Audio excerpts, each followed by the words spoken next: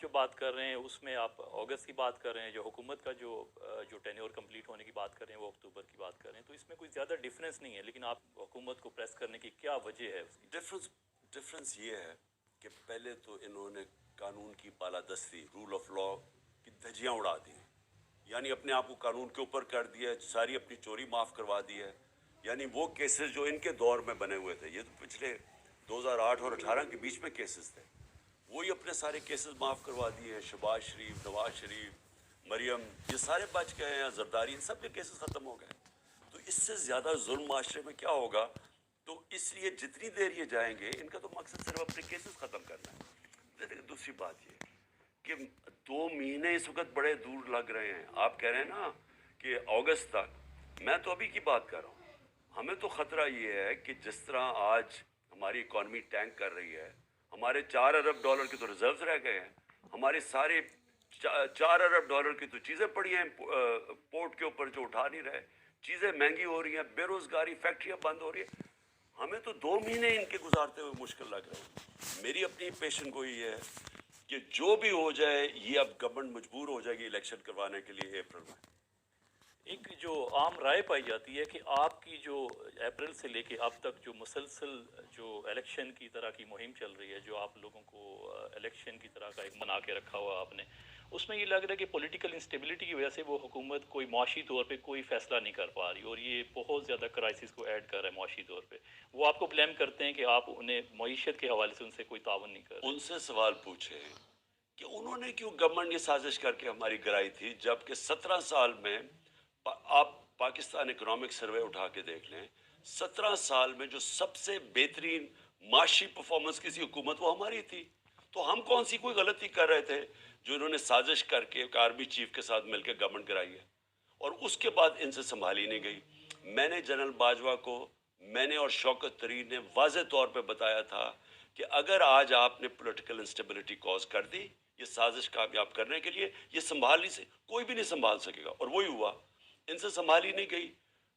Markets نے ان کے اندر جلدی سے کانفیڈنس لوز کر دیا، یہ اپنی چوریاں اور NRO 2 لے رہے تھے، ملک کے اندر کیوس آنا شروع ہو گیا.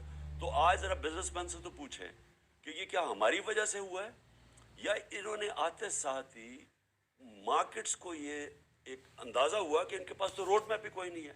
روڈ میپ تو NRO 2 تھا. تو انہوں نے آ کے جو کیا ملک کے ساتھ، میں تو سوال یہ پوچھتا ہوں کہ جو جنرل باجوہ نے ان کے ساتھ مل کے کیا ہے، دشمن بھی نہ پاکستان سے کرتا. آج اٹھا کے دیکھ لے کہ اپریل میں پاکستان کدھر کھڑا تھا، آج کدھر کھڑا ہے. یہ پولیٹیکل انسٹیبلٹی سے نہیں ہوا. میری دفعہ 3 انہوں نے لانگ مارچز کی تھی، 3 دفعہ لانگ مارچز کی تھی. سارا وقت انہوں نے ہماری گورنمنٹ کی تنقید کی، اس کے باوجود ہم ترقی کر رہے تھے. آپ کا ایک بڑا واضح موقف تھا کہ آپ الیکٹیبلز کو نہیں لیں گے. اب آپ کی ایک کیو لیگ کے ساتھ آپ نے مرجر کیا. آپ کو لگتا ہے یہ آپ کی ترجیحات تھیں جو لوگوں کو لینے کی، کیا اس میں کوئی واضح تبدیلی کا اشارہ ہے یہ؟ دیکھیں کیو لیگ جس طرح ہمارے ساتھ کھڑی ہوئی نا آخر میں، اب دیکھیں چودھری پرویز الہی چیف منسٹر تھے، پورا ان کے اوپر زور لگایا گیا اور اسٹیبلشمنٹ نے ان کے اوپر زور لگایا کہ یا تو وہ جوائن کر جائیں نون لیگ اور ادھر سے چیف منسٹر بن جائیں، اور یا انہوں نے کہا کہ اب وہ چیف منسٹرشپ نہ چھوڑیں، کیونکہ ہم نے فیصلہ کیا تھا کہ ہم اسمبلیوں کو تحلیل کریں گے. تو وہ جب ہمارے ساتھ کھڑے رہے اور انہوں نے اتنی وفاداری دکھائی، تو پھر ان سے تو ہم نے وفاداری واپس دینی تھی ان کو، اور وہ یہ ہے کہ وہ ضم ہو جائیں گے اور وہ ہماری اب پارٹی کا حصہ بن جائیں گے. طالبان کے حوالے سے آپ کا بڑا ایک واضح موقف رہا ہے کہ آپ ان کو انگیج کریں. ریہیبلیٹیٹ کا آپ نے بار بار ان کو کہا کہ ان علاقوں سے لائیں تاکہ ڈس آرم ہونے کی بنیاد پہ، لیکن اب آپ نے دیکھا کہ ایک دم سے دہشت گردی کے واقعات میں اضافہ دیکھنے میں آیا. تو کیا آپ کی ریہیبلیٹیشن پالیسی جو تھی، کیا وہ آپ اس پہ نظر ثانی کریں گے کہ آپ کو لگتا ہے کہ وہ صحیح نہیں تھی؟ لیکن ایسا نہیں ہوا.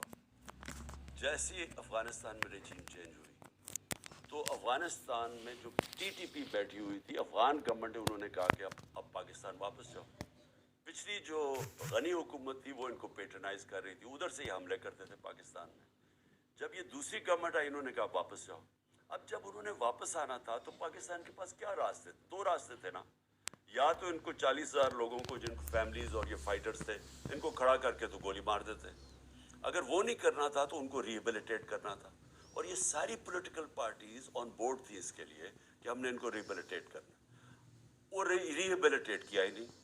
وہ آئے اور یہ ایک دم نہیں ہوا یہ آہستہ آہستہ جب ان کو وہ لوگ آنا شروع ہوئے، کوئی ان کو کوئی ریبیلیٹیٹ نہیں کیا، ان کے اوپر کوئی توجہ نہیں دی، ان کے اوپر کوئی پیسہ نہیں خرچ کیا جو ہم نے پیسہ کیا تھا، ہوا کیا کہ اب آہستہ آہستہ وہ بڑھنا شروع ہو گئے. اور وہی جو ہمیں خوف تھا کہ یہ جب واپس آئیں گے تو اگر آپ نے ان کے لیے توجہ نہ اس کے اوپر دی تو پھر آہستہ آہستہ جگہ جگہ شروع ہو جائے گی دہشت گردی. وہ شروع ہو گئی ہے. آپ کی نئے جو آرمی چیف ہیں ان کے ساتھ کسی قسم کا آپ کے روابط قائم ہوئے ہیں؟ جب آپ کے صدر عارف الوی کے ذریعے کوئی آپ نے رابطہ قائم کیا ہے، کوئی آپ کی کوئی نئی ورکنگ ریلیشن کیا ہوگی آرمی کے ساتھ؟ دیکھیں ہماری تو کوئی اس وقت ریلیشن شپ نہیں.